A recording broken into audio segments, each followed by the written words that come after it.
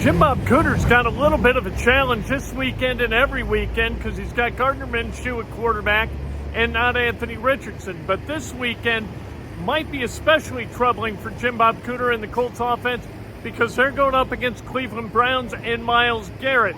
We talked to Jim Bob Cooter, and he mentioned how well those Browns are playing and how well some of his guys are playing too, and the challenges he has to get all those guys on the field and get all those guys fed.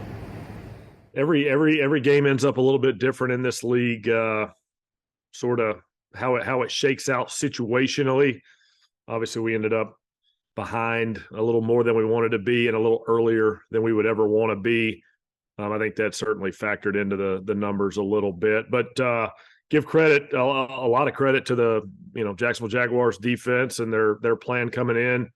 They did a great job sort of making the numbers wrong in the run game, having that extra body down in the box, which encouraged an extra pass or two along the way as well. So credit goes to them for having a good plan, and we found ourselves in a little bit of a hole a little bit sooner than we wanted to be, and situationally you have to go play the game to win the game when you're in that game. So we're not shooting for 55 passes in any game, but at the end of the day, we're out there trying to win the game and trying to do what's best in that environment on that day to give us a chance to do that, and that's what we thought Sunday. James? Jim Bob, Ryan Kelly, JT, they were saying they were in base defense pretty much the entire game, making it obviously tough to run the ball. So how do you offset that when they're showing their hand, they're showing what they want to do and what they'll allow for you to do or what they'll get willing to give up, and I guess trying to counteract that? Yeah, every sort of every defensive sort of strategy has a counter, has a way to offset that. That was partially something that we were trying to do in that game. Those guys were staying base. They really didn't care what personnel grouping we put out there a lot of times, or what maybe the down and distance was, or even the situation, right? You don't see a lot of base 3-4 defense in 2-minute football, but there it was, so they were playing a different brand of ball. They did a good job of countering maybe some of their previous coverage tendencies, and just sort of did a good job with a change up on us. And then it's on us to adjust back. And by the time we were adjusting back, we were in a little bit of a hole and just weren't able to get back into that thing. So, like I said, credit goes to the Jaguars for a good plan. And, one in this league, when you see a plan like that and that has success, we got to be ready for it every week. So it's something that we have to sort of make sure we've got our plan laid out for, so we give our guys the best chance to win and sort of stay in those games a little earlier, so it doesn't get to the situation where it got the other day where we weren't throwing the ball 55 times. One quick follow-up. Is part of that key just a couple throws, keep them honest, or how do you view it from an offensive coordinator perspective? Well, you know what? It's an interesting question. There's a common thought is like, gosh, they're going to go a little bigger on defense maybe than we are on offense. So the answer to that is, gosh, we'll just throw it. We'll throw it all the time, But defenses are smart too. Sometimes they'll go bigger than you, and then they play certain coverages where maybe they drop an extra guy. They drop out extra bodies underneath.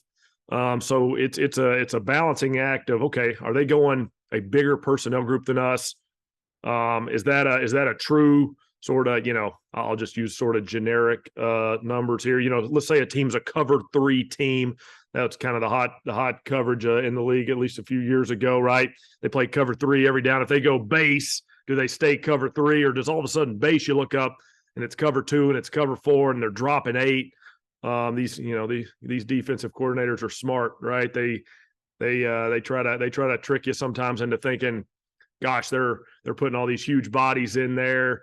Gotta throw the ball, throw them out of it, and then they drop all of them. So it's an ongoing battle within those guys, and they set their tendencies and then they counter them just like we will on offense. So there's a few ways to take advantage of that particular defensive adjustment, and a couple of those we saw in the game, and a couple more we'll probably see moving forward.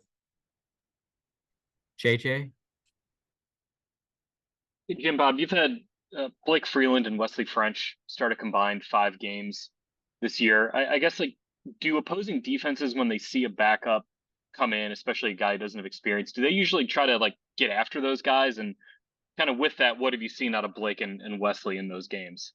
I would say that, in this league, we're very aware of our opponents, right? We're trying to be, as an offensive staff, an offensive team, aware of who's across the ball from us, who's on the other side of the ball. I'm sure they're doing the same thing. So when you bring in a young player, or you bring in someone that's maybe not a long time starter, just getting their first or second or third start, sometimes defenses do try to align in certain ways to get a one-on-one with that guy, to see kind of what he's got. That could be in pass protection, that could be in the run game. And Wesley and Blake have gotten their share of that. That's the NFL fun for an offensive lineman. You're going to get matched up on some pretty good players sometime. They're going to try you out. All in all, I think those guys have done a heck of a job, man, hanging in there, fighting, scratching, clawing. The O-line as a whole has been, I think, playing really good football. So those guys have stepped in. It's been said too many times in this league, sometimes it's next man up, right?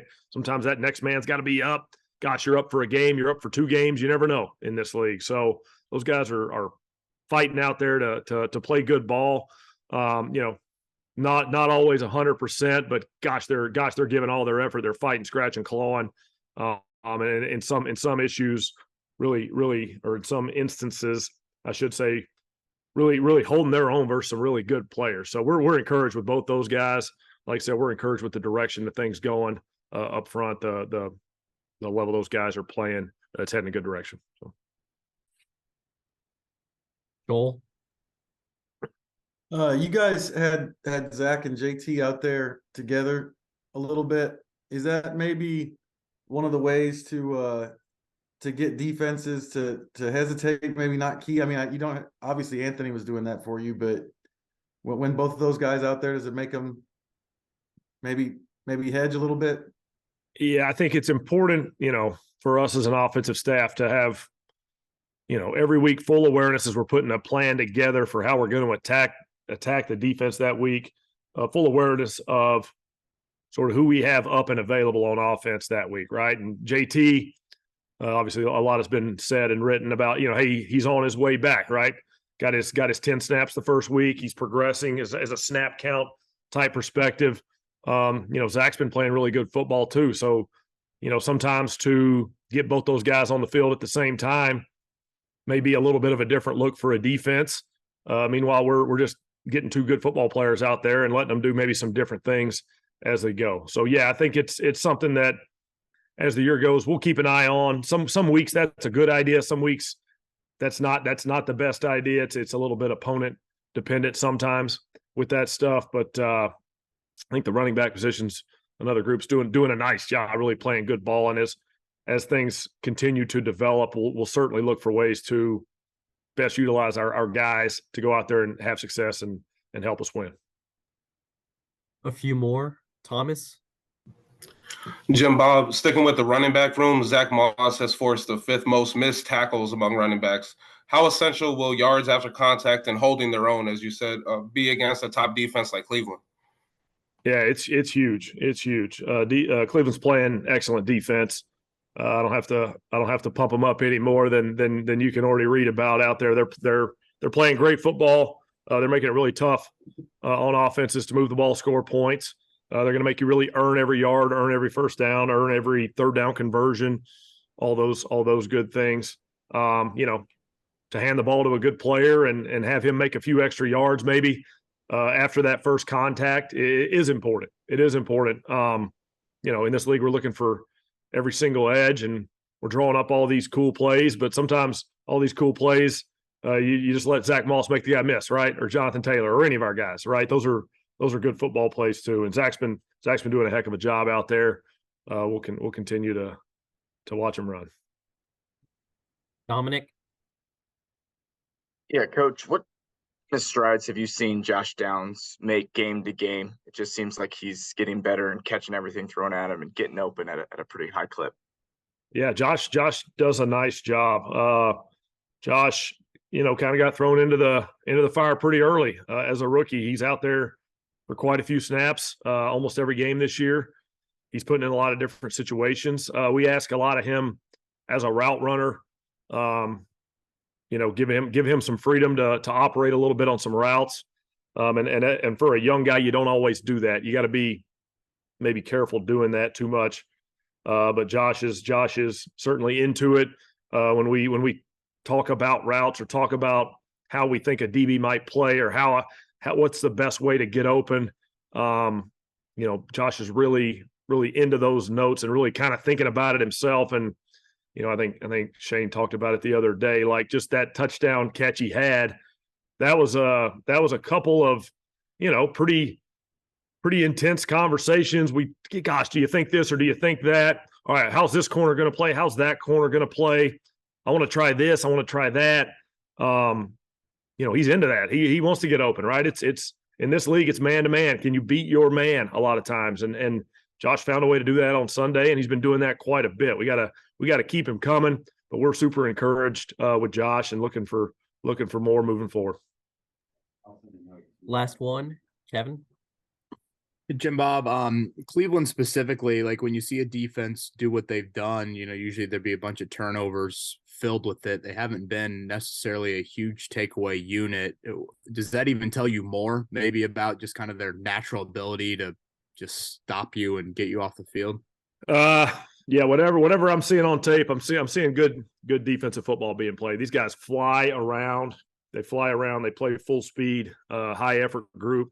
Really run into the ball, really run into the action. No hesitating has been found on tape. They play real fast. They play real hard. They make it tough on offenses, right? We got a challenge in front of us this week. But that's what we enjoy about the NFL, right? Having a challenge and trying to rise up to the occasion. So yeah, I mean, you can't find a lot of numbers you can criticize on this defense. So I won't be the one to put it out there. These guys are playing great ball.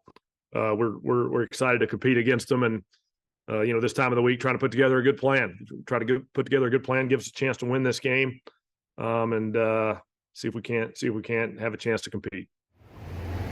You really get the feeling that the Indianapolis Colts are looking at the Cleveland Browns as, holy cow, I'm not sure what they do offensively, but we know damn well what they do defensively, and we'd better be able to score points against this defense somehow or another. Gardner Minshew versus Myles Garrett. Not great, not ideal, but somehow or another the Colts have to find a way to compete, and that's their challenge this weekend.